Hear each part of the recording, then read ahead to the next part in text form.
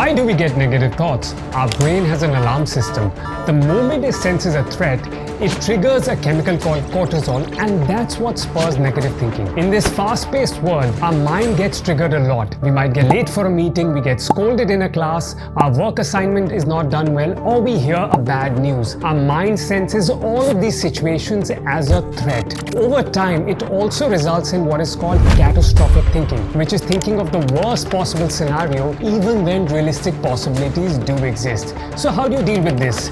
Simple. When you catch yourself thinking negatively, say stop and then pause to reflect on what was the trigger that triggered the alarm system.